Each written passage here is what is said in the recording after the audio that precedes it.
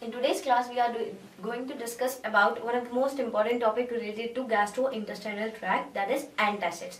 So, before entering into the actual topic, what is acidity? Acidity is nothing but it is an uncomfortable or else it is an unusual situation which is caused because of excessive secretion of acid in the stomach. So why is excessive acid is secreted in the stomach, or what might be the reasons of excessive acid secretion in the stomach? So there are various reasons, but according to ours, it is based on our lifestyle, or else if we don't have food on time, that is our eating habits. If a person is having the habit of smoking or taking alcohol consumption, and if he is having a sedentary lifestyle, these are few of the reasons where acid secretion is increased in the stomach, whereby acidity is caused. So, what is digestion, or how does digestion occurs? We are intaking food, and how does the food is getting breakdown? Once we intake the food in the oral cavity, there is an enzyme called as saliva. So, there are many enzymes which are present in the saliva. So the pH of the saliva usually ranges from 6.5 to 7.5, and saliva contains an enzyme called as amylase. Amylase is the one which is mainly used for breakdown of complex carbohydrates into the simpler carbohydrates. So the food which we intake are highly carbs. For example, like rice and all, what we intake, they are consisting of they are rich in carbohydrates. So these complex carbohydrates are which when intake into the body, because of the action of an enzyme called amylase in the saliva, they get break down into simple carbohydrates. And these simple carbohydrates enter into the body, and in the stomach, the HCl is secreted, and thereby the digestion of food takes place. This is the anatomy of the stomach, and we can see the stomach has three regions: fundus, antrum and pylorus region. And the HCl which is secreted in the stomach, it is secreted by the parietal cells of the stomach. There are various cells like chief cells, mucosal cells, parietal cells, and HCl is secreted by parietal cells in the stomach. And the pH of the HCl ranges from 1.5 to 2. And the molarity of the HCl ranges from 0.3 to 0.003 molar. And the mucus lining which is secreted, the mucosal cells which are present in the stomach, they secrete mucus. So this mucus acts as a lining, or else it is the innermost lining of the stomach, and thereby it protects the stomach lining from acid action. The HCl which is released, it is highly concentrated acid, and which when directly acts onto this wall of the stomach, it may cause ulcers.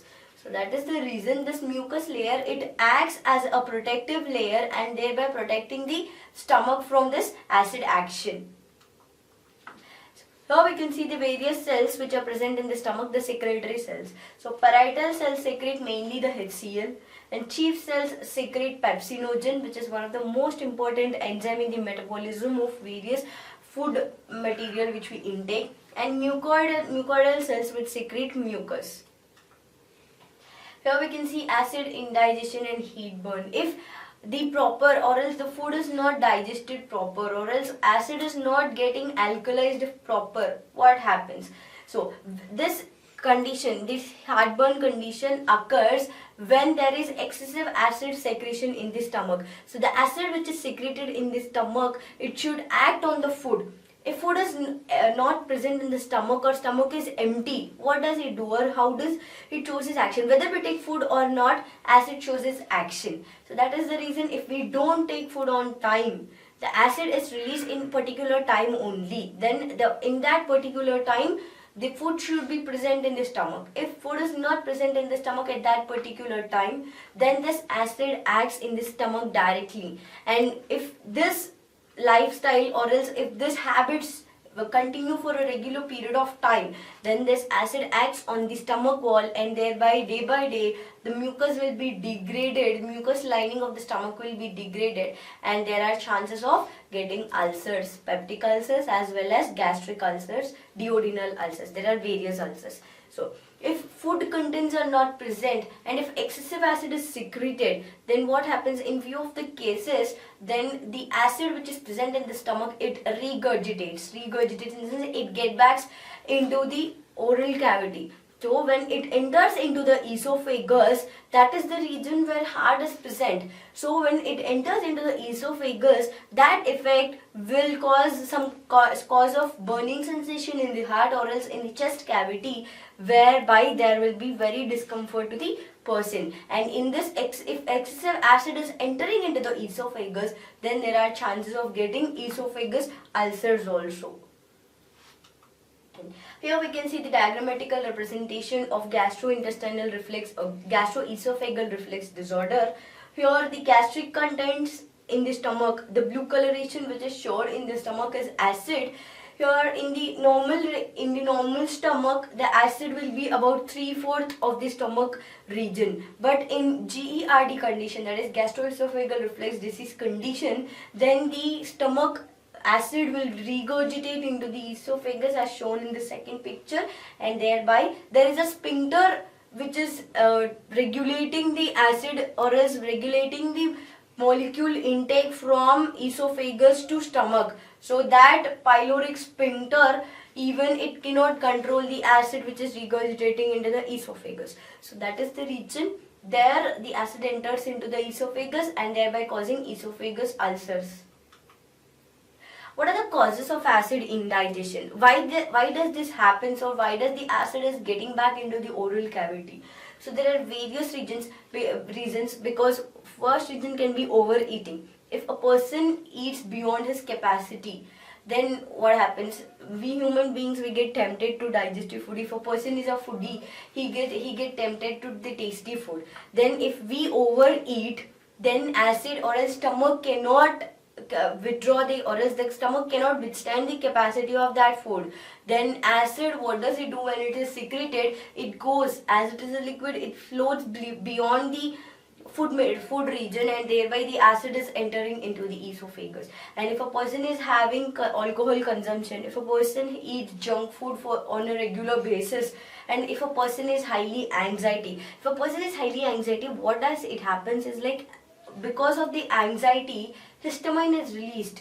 When histamine is released, one of the basic action of histamine is that it induces the parietal cells to secrete HCl. That is, it induces the parietal cells to secrete protons, and thereby the HCl secretion, acid secretion is more, and thereby there occurs various peptic ulcers or GERD kind of diseases or gastric diseases. And if a person is having smoking habits, and the other one is because of few of the drugs like aspirin, antacids, aspirin, NSAIDs. These are few of the drugs that's non-inflammatory, non-steroidal anti-inflammatory drugs. So these are the drugs which, when intaken for a long period of time, they promote the parietal cells to secrete more amount of HCl. Then thereby we can there are more consequences or more chances of getting peptic ulcers. What are antacids? These antacids are the agents or the drugs which neutralize the acid. So these do not cure any peptic ulcer. But the thing is, if any excess of HCl is released into the stomach, then what does they do? They neutralize those acids. They neutralize the protons which are present in the acid, and thereby they reduce the action of HCl. But they do not cure ulcers if formed. What are the drugs come under this category of antacids? There are three forms of drugs. One is aluminium salts, calcium salts, and magnesium salts. In aluminium salts, the majorly used antacid is aluminium hydroxide. There are various other forms also. And in magnesium salts, there are mainly two forms, magnesium hydroxide and magnesium oxide. When magnesium oxide and magnesium hydroxide is used in combination of a formulation which is called as milk of magnesia, this is very effective antacid available in the market. In the calcium salts, the mainly used calcium salt is calcium carbonate. There are various other forms of calcium also available as an antacid, but calcium carbonate is mainly used and it is very effective as an antacid. So there are two types of antacids, systemic antacids and non-systemic antacids. So these systemic antacids act at only particular location in the body. So, but the advantage of the systemic antacids are, they are used for short therapy and they are having rapid onset of action. the main disadvantage of the systemic antacids is like they cannot used for chronic therapy. In case if they are used as a chronic therapy, then they cause overload on the kidneys. If overload on the kidneys is done, then kidney failure may occur. So that is the reason these systemic antacids are used for short-term therapy. And the antacid which is used as systemic antacid is sodium bicarbonate.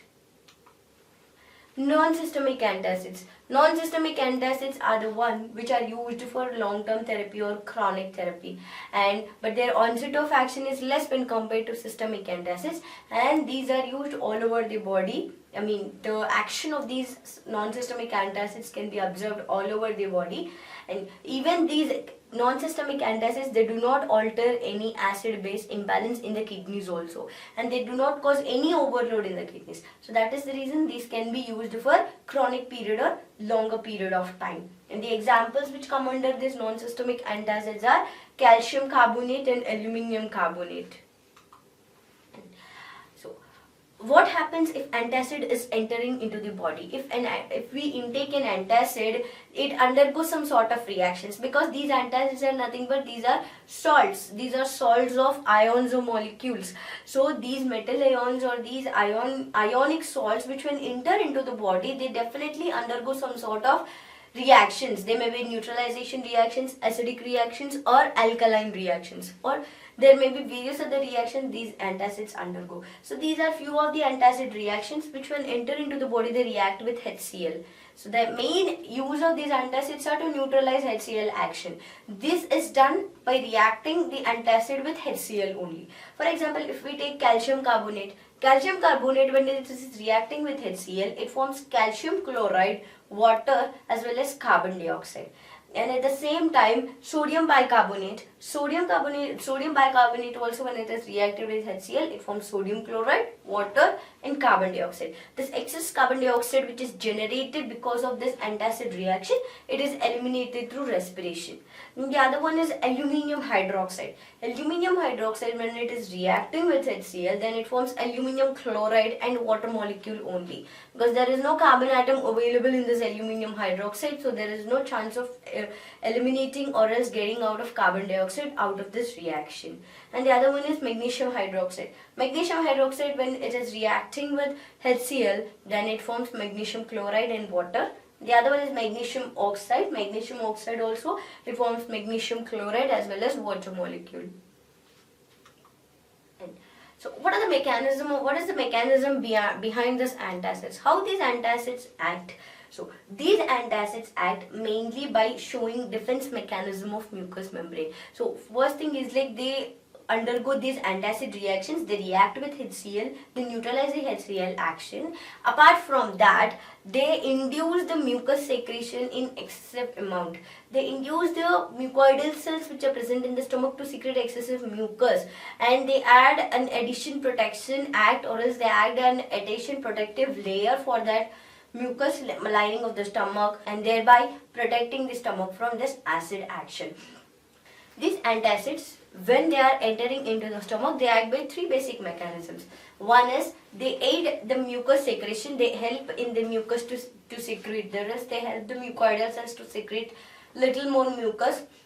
And the other one is bicarbonate reaction, that is the bicarbonate, it helps buffer acidic properties of HCl. They aid in the excessive release of bicarbonate ions, and thereby these bicarbonate ions react with HCl and thereby it neutralizes the HCl action. The other one is prostaglandins. Prostaglandins are one of the 20 carbon atom eicosanoids which when secreted into the body, they act by inhibiting the HCl reactions because they prevent the action of proton pump.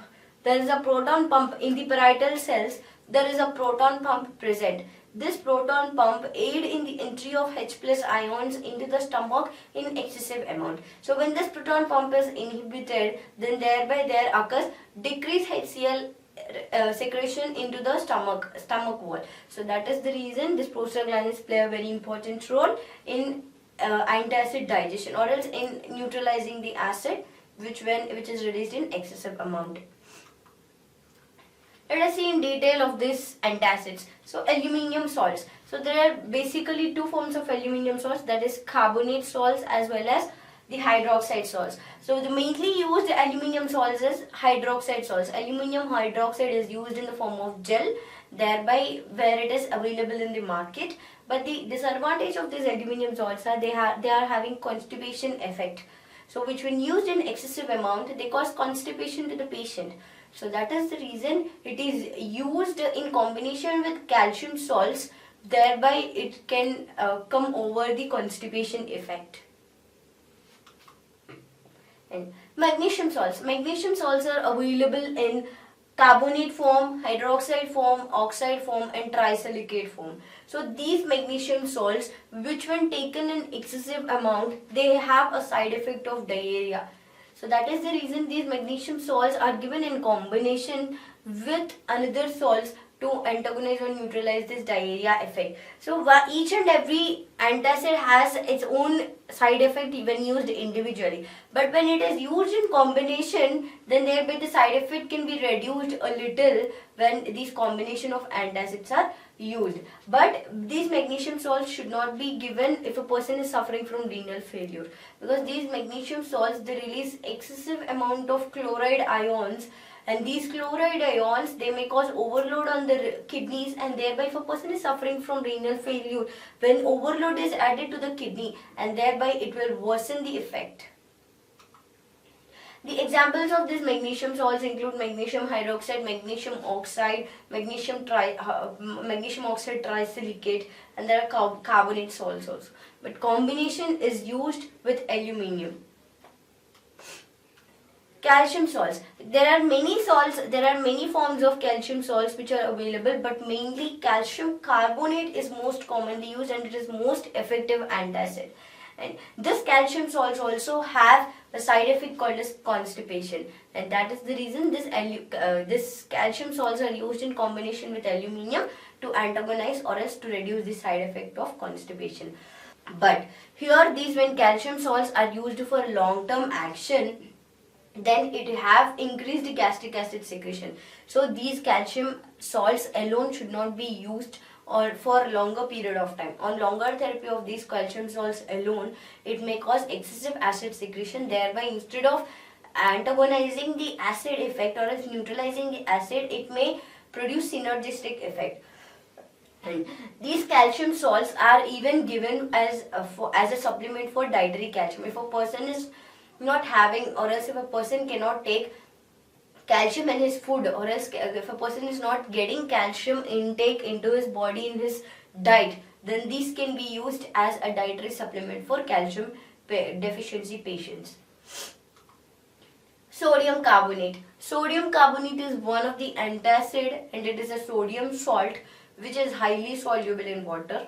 And this is a very powerful, or else we can say it is a very effective buffer which antagonizes HCl reaction, because sodium has higher affinity. Sodium carries only one molecule, that is one atom, Na+, as well as H+, proton also, and chloride ion, Cl-. These are having only single molecules. If when dissociated, they are having only one ion with them. So that is the reason the sodium has greater affinity to chloride when compared to calcium and magnesium, because calcium has Ca2+. It requires 2 calcium atoms in order for it to get reacted with calcium. But sodium, it just needs only one calcium atom, only one chloride ion to get for it to get reacted. So that is the reason the sodium has very high affinity to calcium. That is why this sodium salts can neutralize, or else they can antagonize the acid effect very faster. They have quick onset of action, but the one disadvantage of this sodium salts are like it causes metabolic alkalosis. As it has high affinity for bonding, at the same time it has high affinity for dissociation also. When it is getting rapidly dissociated, it dissociates chloride as well as carbonate, bicarbonate ions very rapidly. And when these bicarbonate and carbonate ions are secreted into the body, or as they are when this carbonate and bicarbonate are available in larger amounts, thereby it causes metabolic alkalosis. It will make the pH, or else the surrounding pH is converted to alkaline, which is not required. I mean, if a body, a particular region should have acidic pH. Instead of that, bicarbonate ions are secreted in that particular area. Then instead of having acid effect, it may have alkaline effect, where there is of no use with that alkaline effect. So it causes metabolic alkalosis. The other one is sodium content may cause. If sodium dissociation, if the sodium salts are dissociated, then sodium ions are available in huge amount. If the sodium ions are available in huge amount, sodium is one of the major cause of hypertension. If a person is suffering from hypertension or heart failure or any cardiovascular related disorder, if sodium is available in larger amounts, then that disease condition can be worsened. So that is the reason. This is one of the basic or main disadvantage of this sodium salts. That is why they are not marketed well, but if available, then if a person is taking these sodium salts as antacid, he or she should take care that he is not suffering from, or else he don't have any cardiovascular disease history, and before that he should not have high BP or his blood pressure or any cardiovascular disorder. Then only these sodium salts are recommended. The main side effects of these antacids are, as we have discussed in the previous slides only, magnesium have the side effect of diarrhea, aluminum and calcium salts have the side effect of constipation, and these carbonate salts, the salts which are containing carbonate or bicarbonate ions, which when reacted with HCl, they form water as well as carbon dioxide. When this carbon dioxide is generated in excessive amount, it causes bloating and flatulence. Bloating in the sense, the stomach contents will be enlarged because of the gaseous region or gaseous situation which is created. And the other one is, it causes flatulence, that is excessive secretion of gases in the gastric contents. What are the interactions of these? What are the main interactions? If antacid is taken with another drug, then this antacid will bind to that particular drug, and thereby the bioavailability of that particular drug is reduced. If an antacid is binding to, for suppose, a drug called aspirin, then this aspirin availability will be reduced. The amount of aspirin which is present in the systemic circulation will be reduced, and thereby the aspirin which when intake also there will be of no use. And the other one is, it have chemical inactivation. These antacids, if a chemicals act on these antacids, they become inactive, and thereby there is no use of this antacids. The other one is, they increase the stomach and urine pH, which decreases the absorption. So these antacids, what do in some situations, if they are taking for chronic period of time, then what happens is like they increase the H plus ions, they increase the alkaline effect of the stomach contents, and thereby the pH will be increased. The stomach pH will be increased. If stomach pH will be increased, and thereby the absorption as well as excretion of few drugs will be decreased. Because these drugs will be effective in the acidic region. If a region has become alkaline, then these drugs will not be absorbed. And if these drugs will not be absorbed, they can't be excreted properly, and thereby the absorption as well as excretion of certain drugs will be reduced. If a drug is present as such without showing its effect, then the drug starts showing its side effects. If a drug, instead of showing its effective use, shows its side effects, then it may worsen the condition of the patient. What are the other effects? Apart from these interactions and side effects, what are the other effects which are shown by these antacids? So this carbonate ion, what does it do? If it is taken in high doses, as I told you, bicarbonate plays a very important role in the kidney. In the nephron and neuron also, these bicarbonate ions play a major important role in the reabsorption and distribution of the drugs. So that is the reason these bicarbonate ions, if they are secreted in large amounts, it may cause kidney failure, overload on the kidneys, and thereby they show reverse effect. And aluminium hydroxide. This aluminium hydroxide, sometimes it is aluminium hydroxide when it is reacting with phosphate. then it forms complex of aluminium phosphate, and when this complex of aluminium phosphate is formed, then it leads to, or else it leads to a risk factor called as hypophosphatemia and osteomalacia. Hypophosphatemia is a condition where the availability of phosphate is reduced. Phosphate is also required for our body. So when this phosphate is not available, phosphate is present in the body in various forms. For example, ATP. ATP is adenosine triphosphate. Adenosine triphosphate is nothing but the energy giving substance. It is when ATP is synthesized in the body, only we get energy. So this phosphate plays a very important role. And this when this phosphate is not available, then it can lead to a condition hypophosphatemia where decreased phosphate will be available, and osteomalacia. Osteomalacia is a condition where bones get softened, they get fragile, and they can be easily breakable. Magnesium hydroxide. Magnesium hydroxide, if it is taken in excessive amount, what does it do? It gets accumulated in the kidney region. These magnesium salts, they get easily accumulated in the kidney region, and thereby it leads to a condition called as hypermagnesemia. And sodium. If sodium is present in excessive amount, we all know it leads to various cardiovascular disorders, especially hypertension.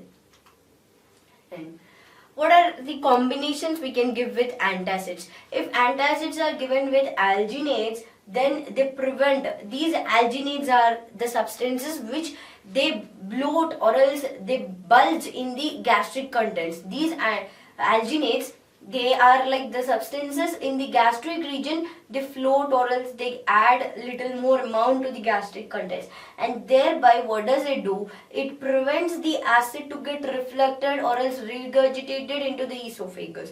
So that is the reason antacids are recommended mostly with alginates in order to prevent the regurgitation. And antacids are given with anti-foaming agents. So these anti-foaming agents are the substances to prevent the formation of gas, or else if excessive gas is formed, then if these anti-foaming agents are given, these excessive gases can be excreted or eliminated out of the body. And so what are the causes, or else what is the care which we can take while giving these antacids? So while giving these antacids have side effects. So we have to monitor these side effects. A patient may have a few patients have nausea, diarrhea, constipation, vomiting, and in adverse or else in higher situations or else in worsened conditions, the person may suffer from heart failure, hypertension, and various other diseases. So that is the reason these side effects should be monitored when these antacids are taken. But in severe cases, if a person is having severe side effects, then he should be taken to the medical practitioner immediately in order to prevent the death of that person. And so these are antacids, and there are various other drugs also which act on the gastric region. But these antacids, the difference between these acid neutralizing agents or as the acid reducing agents as well as antacids is that antacids, they do not cure peptic ulcers, but the drugs which we are seeing, the category which we are seeing from now, they cure the peptic ulcers, or else we can say anti-ulcer drugs. These are given because these act on the mechanism. The mechanism of these drugs are same. The ultimate motive of these drugs are to reduce the acid secretion. Thereby these drugs, these anti-ulcer drugs, they reduce the acid action. So there are various anti-ulcer drugs. So the anti-ulcer, one of the category of these anti-ulcer drugs are H2 antagonists. Histamine. Histamine is an allergen which when secreted into the body, it aids or else it stimulates the parietal cells to secrete more amount of HCl. So in the parietal cells, these H2 receptors are present. These histamine, it goes and binds to the H2 receptors, and thereby it aids in the release of the histamine. And when histamine is released in large amount, then indirectly the HCl is also released in large amount, and thereby the ulcer formation is caused. These H2 antagonists are the drugs that prevent the histamine to bind to that H2 receptor, and thereby the histamine action cannot be showed or else it can be nullified. So the drugs which are used as an H2 antagonists are cimetidine, famotidine and ranitidine. There are various other H2 antagonist drugs also, but these three drugs are used as anti-ulcer drugs. So what can be the mechanism of action of these these H2 receptor antagonists? We can see the diagrammatical representation here. In the parietal cells, the H2 receptors are present. So the histamine which is released from the mast cells, it goes and binds to the H2 receptors and thereby it can show its action and it aids in the secretion of HCl. These H2 receptor antagonists, they prevent the histamine to bind to that H2 receptor and thereby the action cannot be showed and thereby the acid secretion will be reduced. So what are the uses of these H2 receptor antagonists? These H2 receptor antagonists are mainly used in various diseases like peptic ulcer disorders and gastroesophageal reflux disorders, and they have erosive esophagitis. Erosive esophagitis is a condition where the inflammation of the esophagus takes place, and GERD, that is gastroesophageal reflux disorder, is that because of the regurgitation of gastric contents, the ulcers are formed in the esophagus. And it is used as an adjunct therapy, or else these H2 receptor antagonists are used as a combination therapy for GI bleeding. If there is any internal bleeding in the gastrointestinal tract, these H2 receptor antagonists are given as a combination therapy. The other one is in the gastro-hyposecretory conditions, that is Zollinger's syndrome, Zollinger-Ellison syndrome. It is a syndrome where the gastric secreting tumor is present in the parietal cells, in the islets of Langerhans. So in the pancreas, these islets of Langerhans are present. These islets of Langerhans contain some tumor secreting gastric secreting tumor, and if this gastric secreting tumor secretes excessive amount of HCl apart from the parietal cells, then a condition called as Zollinger-Ellison syndrome takes place. So this Zollinger-Ellison syndrome, these H2 receptor antagonists, they can be used in this particular syndrome. What are the side effects of these H2 receptor antagonists? So the main side effect of cimetidine is, cimetidine has a side effect called as gynecomastia as well as impotence. In males, it can cause impotence as well as gynecomastia. It is a condition where breast development takes place in the males. And it has few side effects, common side effects like headache, lethargy, the person will not be socialized, and he has some confusion. If he is doing particular work also, you have confusion. In few cases it may cause diarrhea, urticaria, blushing and some kind of rash also. The other one is that proton pump inhibitors. So proton pump inhibitors are the ones. What is proton pump? The proton pump is a pump which is present in the parietal cells where exchange of H plus ions and K plus ions takes place. Here we can see the parietal cells, they secrete, they release positive H plus ions. Apart from HCl, during the HCl secretion, positive H plus ions are secreted out of these parietal cells. So this is called as proton pump.